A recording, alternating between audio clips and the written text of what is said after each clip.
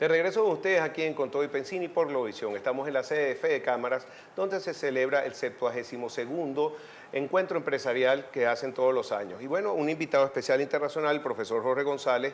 Si oyeron la primera parte de la entrevista, vieron que clarito explica de la situación que vivió Perú de hiperinflación, unos escenarios muy parecidos a de Venezuela, por eso es que le vamos a prestar mucha atención cómo pudieron resolver ese problema de ese monstruo, como lo califica él, tan grande, que se llama la inflación. Por favor, profesor.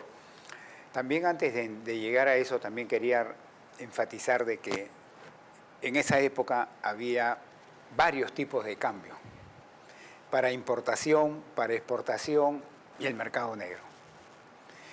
Y dependía del poder político que alguien tenía para comprar acá en el tipo de cambio de importación un dólar baratito, y ese dólar baratito IBI lo vendía en el mercado negro a un tremendo precio diferencial. Tremenda ganancia.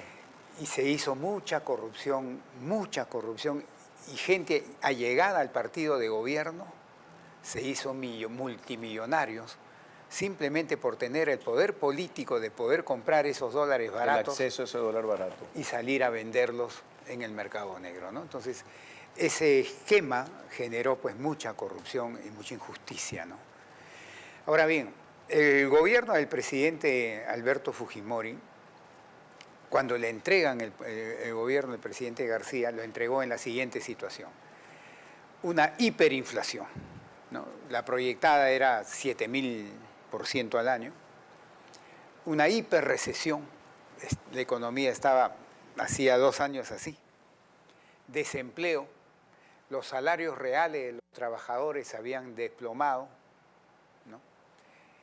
Ya no tenía dólares. Las reservas internacionales netas que entregó el gobierno del señor García eran negativas, o sea, no tenía dólares, como se dice, ni para el té había dólares.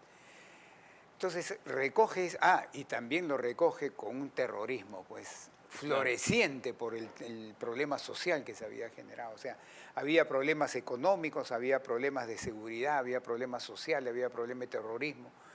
Peor no pudo recibir el presidente Fujimori esa situación. Entonces, ¿cómo enfrentó a esto? Se fijaron 2 estrategias secuenciales. Primero, la estrategia de estabilizar la economía, o sea, poner las cosas en su lugar. ¿Qué cosa significó estabilizar la economía? Primero, acabar con la hiperinflación, pero así ve, ya. Porque una hiperinflación, amigos, no se puede acabar de a poquito. Hay gente que dice, la puedo acabar en 1 año, año y medio, 2 años. No, eso no funciona en la vida real. ¿Y por qué? Porque la hiperinflación, ya gran parte de la hiperinflación es expectativas inflacionarias, lo que tiene acá la gente, psicológico. ¿Y cómo le cambias ese chip a la gente? No se lo vas a cambiar diciéndole, ahora con 6.000% de inflación, este año vamos a estar en 5.000. La gente va a decir, pues, pero van a seguir la cola, va a seguir el desarrollo. Tienes que cambiarlo radicalmente. Segundo, como éramos unos parias internacionales, no podíamos seguir en esa situación. Entonces teníamos que volver a reinsertar al Perú en los circuitos financieros. ¿Por qué? Porque para parar la hiperinflación y cambiar las expectativas de la gente, teníamos que mostrarle que había respaldo atrás, porque no teníamos dólares. Entonces necesitábamos atrás gobiernos que digan, yo te presto, la pongo, billete, y organismos como el Banco Mundial, el Fondo Monetario Internacional, en fin, el BID, que te aparezcan como en una foto. Acá aparece el Perú y atrás aparece una serie de personajes diciendo, yo lo apoyo. ¿Pero los ayudaron por la balanza de pagos o los ayudaron por proyectos? Porque generalmente el Fondo Monetario con préstamo de balanza de pagos, y los gobiernos con proyectos de inversión. Pero era efectivo el desembolso, ¿no? La segunda era reinsertar al Perú en eso, que era bueno por sí solo y además te ayudaba a la estrategia de matar la hiperinflación. Tercer objetivo era inmediatamente toda esta gama de distorsiones que tenías en los precios. Por ejemplo, comprarme una Coca-Cola, una botellita personal de Coca-Cola, ¿ya? Era más caro que un galón de gasolina. O sea, el galón de gasolina era más barato que la botella de Coca-Cola. Pues, ¿cómo puede? O sea, unas distorsiones bárbaras. Entonces, el tercer objetivo era poner inmediatamente, corregir todas esas distorsiones en la economía. Y el cuarto objetivo era hacer un programa de emergencia social, porque esto trae problemas sociales con los que menos tienen. Eso era la estabilización.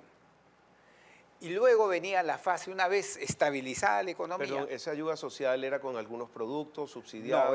No, se creó un programa de emergencia social en la que se le ayudaba con bienes y servicios y también con parte de dinero, ¿no? Luego, puesta en orden la casa, empezaba la segunda fase, que era la de liberalización de la economía, convertirla en una economía de mercado, abierta al mundo, eficiente, tratando de corregir la existencia de monopolios, oligopolios, carteles. Hicieron una ley antimonopolio. Así sacamos, entre otras cosas, una ley antimonopolio. Estas 164 empresas públicas se privatizaron porque se llegó a tener hasta cines. ¿Qué hacía un Estado gerenciando un cine? Y todavía daban pérdidas. De estas 164, creo, una o dos daban utilidad, todo el resto daba pérdidas. ¿Y cómo se cubrían esas pérdidas? El Banco Central tenía que hacer esto.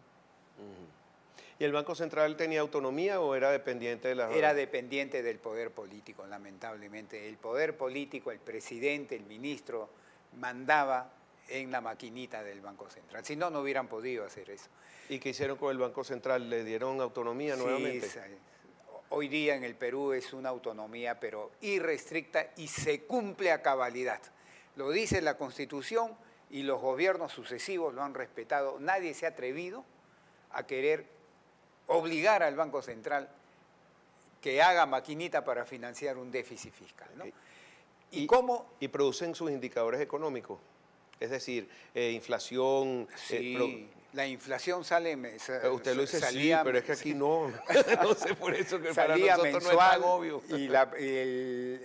Y el crecimiento de la producción salía trimestral, ¿no? Y era abierto. ¿Y cuánto tiempo tomó entonces volver a estabilizar la economía? Cuando se enfrentaron dos grupos dentro del gobierno.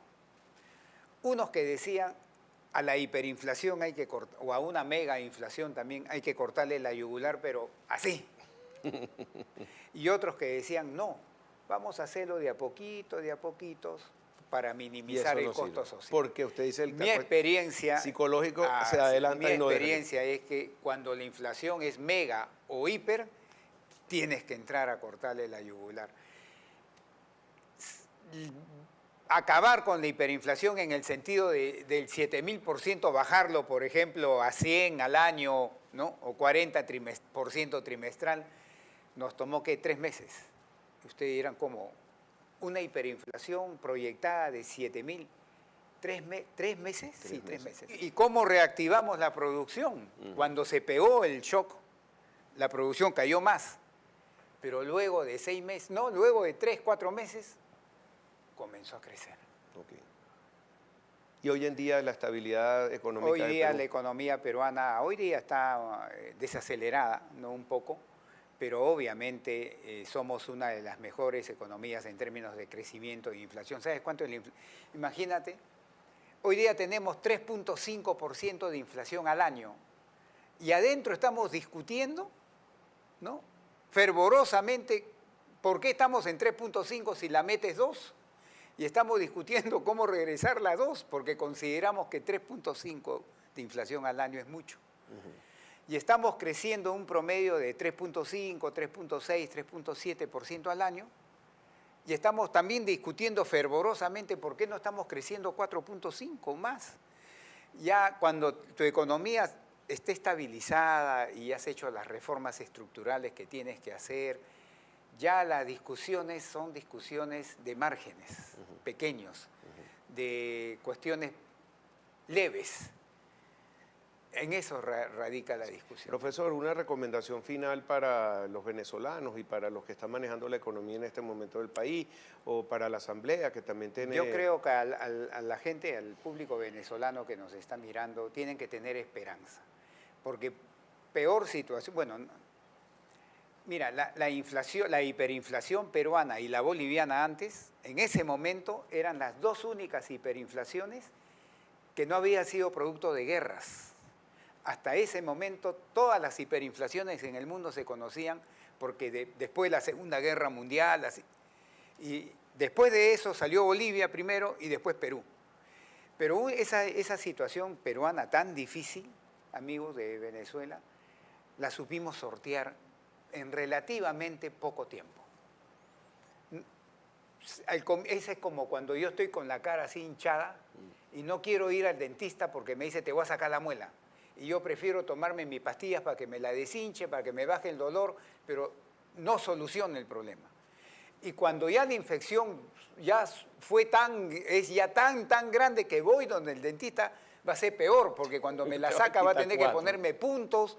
Sacarle 2 muelas más. Sí. Entonces, ese es el mensaje, ¿no? Hay que tomar las decisiones y las medidas en su momento y drásticamente.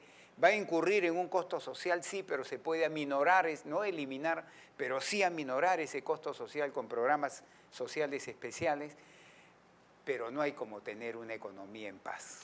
Profesor, muchísimas gracias por el mensaje de esperanza sobre todo. Gracias. Gracias a ustedes. Bueno, Jorge González, profesor y economista de la Universidad del Pacífico. Y vamos a una pausa y ya regresamos con más para ustedes en Con Todo y Pensini. Aquí es la CF de Cámaras en Caracas, en el Bosque. Ya regresamos por Globovisión.